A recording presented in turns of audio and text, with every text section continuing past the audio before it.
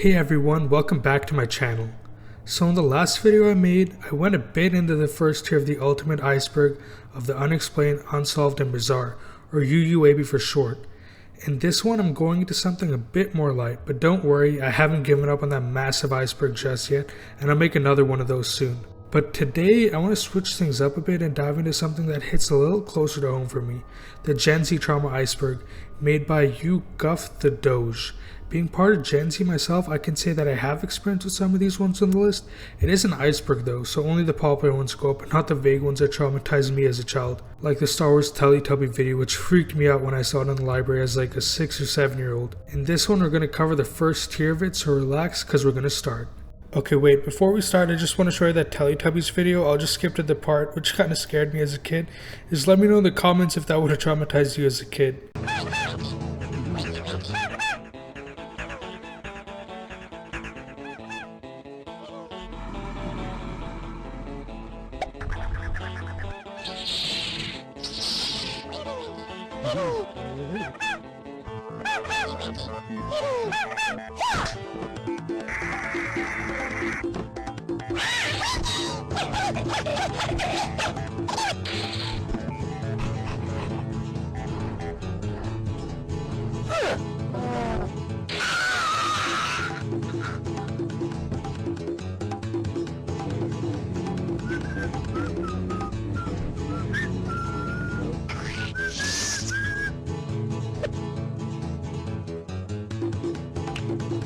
Okay, now let's start.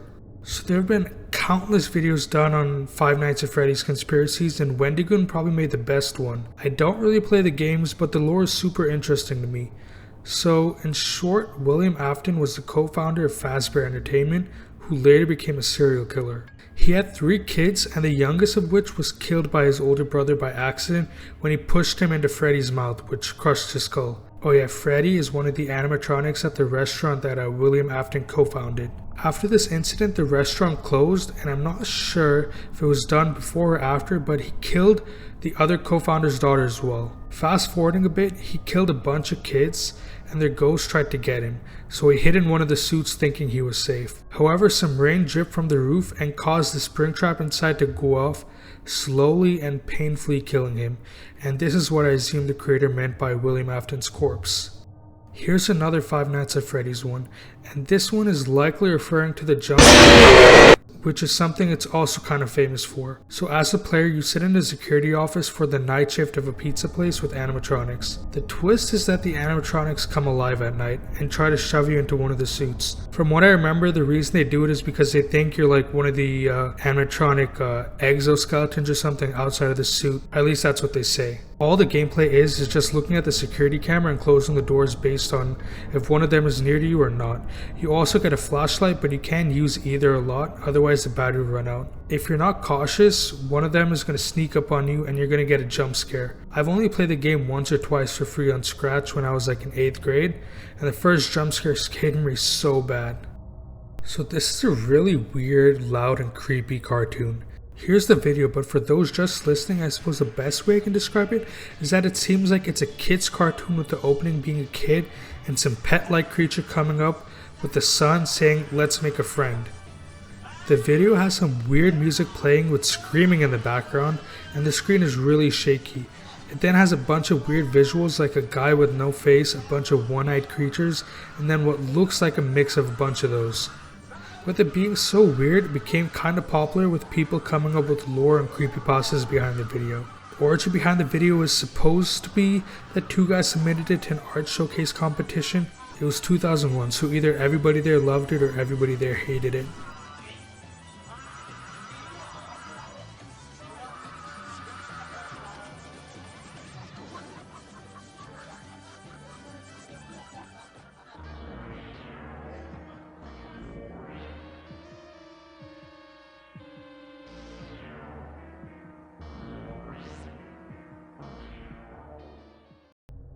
I didn't really have any games growing up. I would go to my friend's house to play on the Wii together and that's it, so I can't say I have personal experience with this, but it's a final boss from Smash. I guess the trauma would be how difficult the boss battle would have been with it, and I get why it would be added. When I started playing games later, one of the ones I played was Mafia 2, and there were a few missions that were really difficult, like the one where you have to drive to house on time. That one was like really hard for me, because they barely give you any time. And another one where you have to kill some guy, there's like a bunch of people there, and the checkpoint's really far back, so that one took me a lot of tries as well.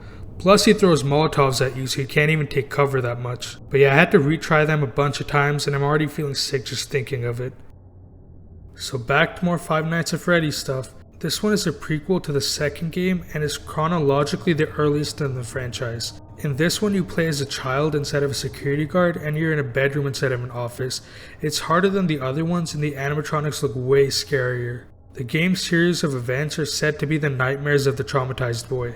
I would say this one is on the included list because it's probably the scariest out of all of them, and the lore behind it is really complex. Once again, if you want to see a really cool breakdown on the whole series, check out Wendigoon's video.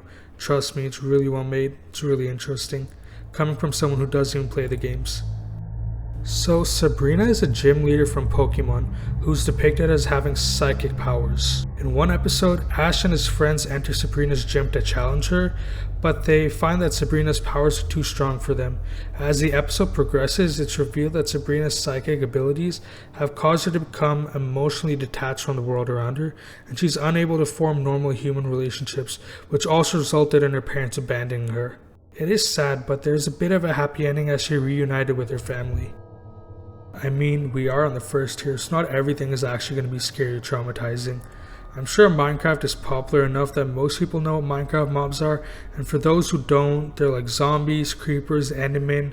There's actually quite a bit of them, so I won't name them all. There's actually a pretty good bit of lore when it comes to these mobs, like the endermen previously being the builders of the world, but after eating ender fruit they turned into what they are, or some of the pillagers formerly being villagers that were forcibly transformed into what they are, and more. I played a bit of Minecraft Lite as a kid, and I remember thinking that if I put torches around my house, zombies wouldn't be able to enter, but they did, or digging constantly trying to find Herobrine.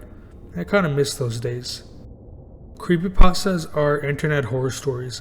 If you haven't heard of the term before, I'm certain you've heard of some of the stories, like Slenderman, Jeff the Killer, the one I mentioned earlier, and the Russian sleep experiment. There's always something that's just a bit unsettling about creepypastas that horror movies or books just can't accomplish. I suppose when we see movies and we recognize the actors or the books, the authors, it gives a sense of comfort. But with creepypastas, it's written by random people you don't even know, which adds a bit of fear of the unknown. A lot of them are actually a bit realistic too. I suppose it relates back to why orally passed on horror stories have that feeling as well. I still remember horror stories that my friends would tell me on the bus or at camping trips we would go to. Ones like Drip Drip Drip or the haunted basement mirror. These types of ones just stick more. The beta game over screen for Luigi's Mansion shows a much darker and ominous version of Luigi's Mansion, with a distorted version of the mansion theme playing in the background, and the center of the screen is a close-up of Luigi's face, with the lighting and the music creating a gloomy, depressing atmosphere. Luigi's eyes appear to be sunken, and his expression is blank and emotionless, giving him a decidedly haunting and unsettling experience. The screen suggests a much darker and more sinister tone than the final version of the game, which is much more lighthearted and comedic in nature. There's just a dark and sinister tone to it, which is pretty off-putting and disturbing. I wasn't able to find anything for this one. I looked online and the original thread of the Iceberg and found nothing. I assume it could be a bug or glitch that made Mario have some vulgar animations, or maybe something the devs put in but forgot to delete, like the whole hot coffee thing with the GTA San Andreas. So, Mutahar, who's a pretty popular YouTuber, used to make a haunted gaming series. It wasn't really gaming though, he would go into some pretty unique and scary creepypastas. For some time he privated all those videos, but as I looked once again, it seems like some of them are back, and that's all with this one. So I can't tell if the creator's referring to a specific scare car commercial or them just in general. If it's in general, there's an entire other scare commercial Iceberg just for that, but there don't really seem to be any car commercials on that. Personally, I haven't encountered any creepy ones, but I have seen some weird ones. From what I read, this referred to literal inflation scenes, like ones where people are inflated. The only one that comes to my mind is the one from Charles and the Chocolate Factory, where the girl inflates into a blueberry, and this random one I saw on Instagram the other day, but none of them really traumatized me. This is too weird for me to discuss, but I will anyway. It's these really poorly made weird animations where there's a pregnant thing. I say thing because it's not always a person, which has something in its belly, obviously, and they also show the thing in the belly and they talk and all, and it's really weird to explain. So here's a short clip of it for those who are weird enough to want to see it.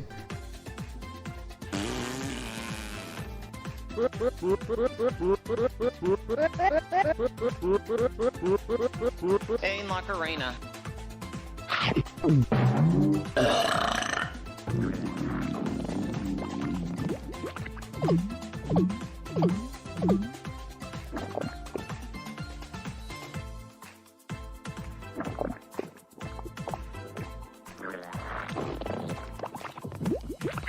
Hey, Macarena.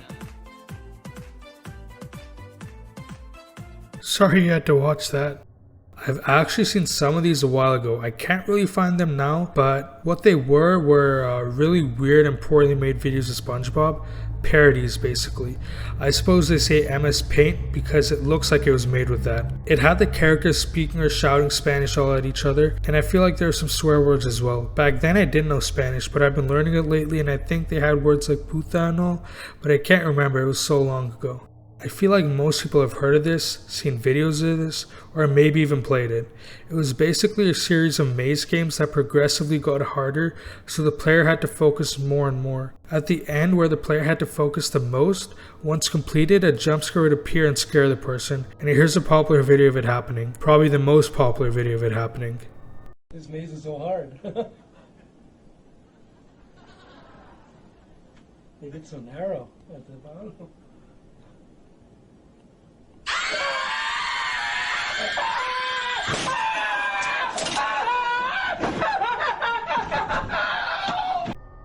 So there was a show called Invader Zim. It was a kid's show about an alien who wanted to conquer Earth, but also got bullied. Anyway, there was an episode where he literally was harvesting other people's organs, and they actually showed it a bit, where he would regurgitate some of them. Watching it now it's fine, but I'm sure it probably traumatized some kids. The full episode of that is actually on Dailymotion, and I linked it down below in the description. So there's an underrated movie called The Lion King. I don't know if you all heard of it. Yeah, I know, I'm just joking. Not even a funny one, but whatever. Well, I'm sure we all know the plot. That Scar overthrew Simba's dad by killing him, and Simba narrowly escaped. He later grows up, meets childhood friends of his, and then goes back to save his family from Scar. Anyway, what may have traumatized some kids was the way Scar died, which was being eaten alive by a bunch of hyenas, the ones that once worked for him. They don't completely portray it, rather it's shown from the shadows of what's happening. In the Lion King remake they show a lot more of it though. So, Sailor Moon is an anime and the villains in it often engage in acts of violence including murder and torture. Some of the villains have sinister motives such as the desire to conquer the world or obtain ultimate power. The show also touches on themes of death, loss, and grief as there are several characters that die or are seriously injured throughout the series. I suppose what might get this added to the iceberg is the early stages that some people watch this at, making it something that affected them stronger than it would to us today. I get that because when I was a kid I watched a movie called Chennai Express.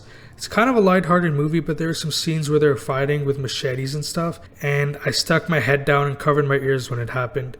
And when I was even younger than that, my mom wanted to take my brother and I for a movie and asked the ticket guy if there are any good movies playing, and he recommended Super 8. As we were watching it, there was a scene where a zombie's head was pushed into a nail, which scared me pretty bad, and my mom took us out of the theater. I later watched a movie a few years ago and it's actually really good, and the zombie scene was just kids in the movie shooting a little movie of their own. I mean, now I'm playing games like The Last of Us and watching scary movies with no problems, so these things affect us more intensely when we're younger, but as we age, I suppose, we get a bit desensitized to it. That or maybe we're just braver. I wasn't able to find a lot on this, but I'll go into it anyway. So this one's about Luigi, another one. This time it originated from him standing awkwardly in a game. As a 4chaner noticed, they made a meme out of him. I don't really know where the creepy part comes from. Maybe it's his unsettling look, especially the realistic one. Ugh. So this is a glitch in the first generation of Pokemon games. It appeared as a distorted, pixelated image of a Pokemon with glitched out graphics and a bizarre, almost otherworldly appearance. The reason why MissingNo is considered creepy by some is because of the circumstances surrounding its appearance. So missing number is not a real Pokemon and never was intended to be part of the game. Instead, it's a glitch that occurs when the game attempts to load data for Pokemon that doesn't exist or is located in a part of the game's memory that normally isn't accessible. And the final one, Spongebob Closeups. Lately, memes of these have been popping up. What it is, for those who don't know, are some weird scenes from SpongeBob. Like, the show was lighthearted and funny, and out of nowhere it would show these close-ups with extreme detail that was like weird or gross most of the time. Like these. I remember these as a kid, but I mostly found them to be a bit funny. And that's it for the video. I really appreciate that you all made it this far, and thank you so much for checking out the channel and watching this video. I hope you all enjoyed it. Truly. I'm gonna make another video on the UUAB Iceberg soon, I promise. I also have some really interesting non-Iceberg related stuff coming out soon. So stick by and maybe subscribe to check them out when I release it. So thanks for watching once again, and goodbye.